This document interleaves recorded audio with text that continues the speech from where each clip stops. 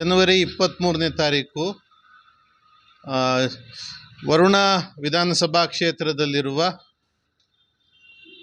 ತಾಂಡವಪುರ ಗ್ರಾಮದಲ್ಲಿ ಶ್ರೀ ವಿದ್ಯಾಸಾಗರ್ ರಾಮೇಗೌಡರು ಏನಿದ್ದಾರೆ ನನ್ನ ಜೊತೆ, ಅವರ ನೇತೃತ್ವದಲ್ಲಿ 6 ಶಾಸಕರು, ಸ್ಥಳೀಯ ಶಾಸಕರು ಮತ್ತು ಒಬ್ಬರು ಸಂಸದರ ಜೊತೆ ರೈತ ನಾಯಕರ ನೇರ ಮುಖಾಮುಖಿ ಕಾರ್ಯಕ್ರಮ ಹಮ್ಮಿಕೊಂಡಿದ್ದೇವೆ.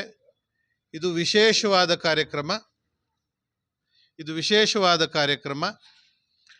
ಈ ಒಂದು ಕಾರ್ಯಕ್ರಮದಲ್ಲಿ ಆಯಾ ಕ್ಷೇತ್ರಗಳ ಸಮಸ್ಯೆಗಳ ಬಗ್ಗೆ ರೈತರಿಂದಲೇ ಮತ್ತು ಜನರಿಂದಲೇ ಆಯಾ ಕ್ಷೇತ್ರಗಳ ಶಾಸಕರಿಗೆ ಸಮಸ್ಯೆಗಳನ್ನು ಅವರ ಗಮನಕ್ಕೆ ತರುವಂಥ ಒಂದು ಅದ್ಭುತವಾದ ಅಪರೂಪದ ಕಾರ್ಯಕ್ರಮ ವಿದ್ಯಾಸಾಗರ್ ಅವರು ಹಮ್ಮಿಕೊಂಡಿದ್ದಾರೆ.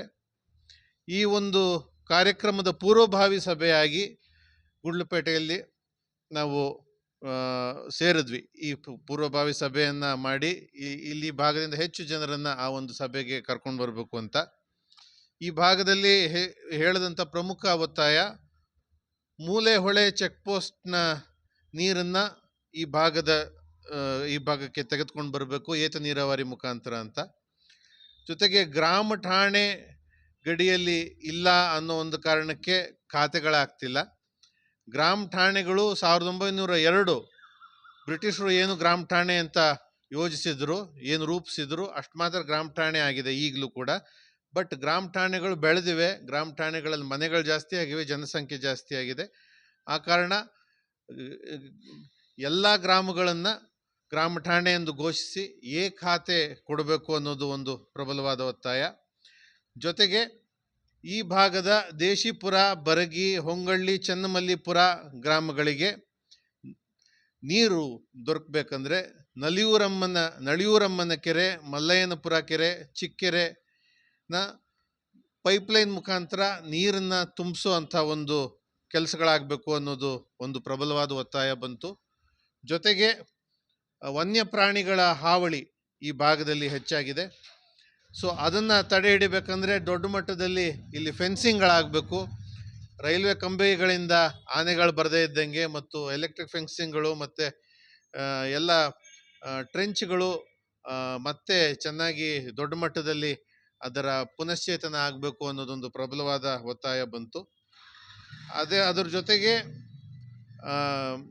ಏನು ಇಲ್ಲಿ ಪ್ರಾಣಿಗಳ ಹಾವಳಿಯಿಂದ ಪ್ರಾಣ ಕಳ್ಕೊಳ್ತಾರೆ, ಅವ್ರಿಗೆ 1 ಕೋಟಿ ರೂಪಾಯಿ ಪರಿಹಾರ ಸಿಗುವ ನಿಟ್ಟಿನಲ್ಲಿ ದೊಡ್ಡ ಮಟ್ಟದಲ್ಲಿ ಹೋರಾಟಗಳಾಗಬೇಕು ಅಂತ ಇಲ್ಲಿ ಬಂತು, ಒತ್ತಾಯಗಳು ಬಂತು. ಆ ಕಾರಣ ಈ ಒತ್ತಾಯಗಳನ್ನು ಮುಂದಿಟ್ಕೊಂಡು ಅಲ್ಲಿ ಸ್ಥಳೀಯ ಶಾಸಕರನ್ನ ಆಹ್ವಾನ ಮಾಡಿದ್ದೀವಿ, ಗಣೇಶ್ ಪ್ರಸಾದ್ ಅವ್ರನ್ನ. ಅವ್ರ ಗಮನಕ್ಕೆ ತರ್ತೇವೆ. ಮುಂದಿನ ದಿನಗಳಲ್ಲಿ ಈ ವಿಷಯಗಳಿಗೆ ಸಂಬಂಧಪಟ್ಟಂತೆ ದೊಡ್ಡ ಮಟ್ಟದಲ್ಲಿ ರೈತ ಚಳವಳಿಯನ್ನು ರೂಪಿಸಲಾಗುವುದು.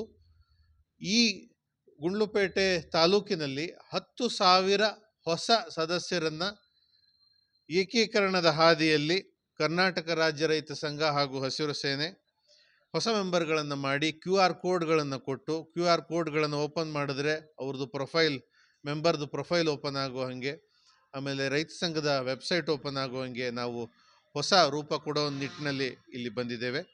ಆ ಕಾರಣ 23ನೇ ತಾರೀಕು ದೊಡ್ಡ ಮಟ್ಟದಲ್ಲಿ, ಜನವರಿ 23ನೇ ತಾರೀಕು ವರುಣಾ ವಿಧಾನಸಭಾ ಕ್ಷೇತ್ರದಲ್ಲಿರುವ ತಾಂಡವಪುರದಲ್ಲಿ ದೊಡ್ಡ ಮಟ್ಟದಲ್ಲಿ ಜನ ಸೇರಬೇಕು.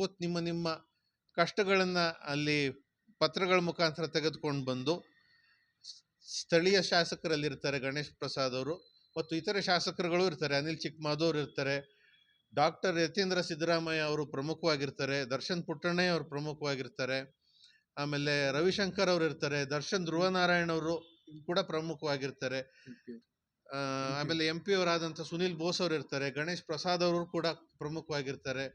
ಹೀಗೆ ಎಲ್ಲ ಶಾಸಕರುಗಳಿಗೆ ಗಮನಕ್ಕೆ ತರುವಂಥ ಒಂದು ವಿಶೇಷವಾದ ಕಾರ್ಯಕ್ರಮ. ಈ ಕಾರ್ಯಕ್ರಮಕ್ಕೆ ದೊಡ್ಡ ಮಟ್ಟದಲ್ಲಿ ರೈತ ಸಮುದಾಯ ಬಂದು ಅಲ್ಲಿ ಪ್ರತಿನಿಧಿಸಬೇಕು ಅಂತ ನಾನು ಕೇಳ್ಕೊಳ್ತಿದ್ದೇನೆ. ಪಚ್ಚೆ ನಂಜುಂಡಸ್ವಾಮಿ, ಕರ್ನಾಟಕ ರಾಜ್ಯ ರೈತ ಸಂಘಗಳ ಏಕೀಕರಣ ಸಮಿತಿಯ ಪ್ರಮುಖ ವ್ಯಕ್ತಿ. ನಮಸ್ಕಾರಗಳು.